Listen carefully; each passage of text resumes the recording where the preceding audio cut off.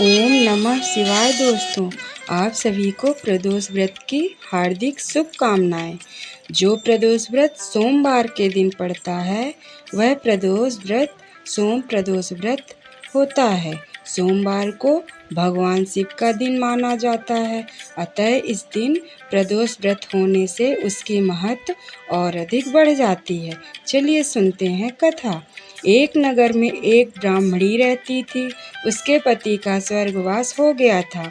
उसका अब कोई आश्रयदाता नहीं था, इसलिए प्रातःकाल होते ही वह अपने पुत्र के साथ भीख मांगने निकल पड़ती थी। भिक्षाटन से ही वह स्वयं व पुत्र का पेट पालती थी।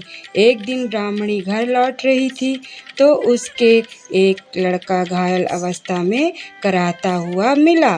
ब्राह्मणी दयावश उसे अपने घर ले आई। वह लड़का विदर्भ का राजकुमार था। शत्रु सैनिकों ने उसके राज्य पर आक्रमण कर उसके पिता को बंदी बना लिया था और राज्य पर नियंत्रण कर लिया था, इसलिए वह मारा मारा फिर रहा था। राजकुमार ब्राह्मण पुत्र के साथ ब्राह्मणी के घर रहने लगा। एक दिन अंशुमति नामक एक गंधर्व कन्या ने राजकुमार को देखा और उस पर मोहित हो गई। अगले दिन अंशुमति अपने माता पिता को राजकुमार से मिलाने लाई।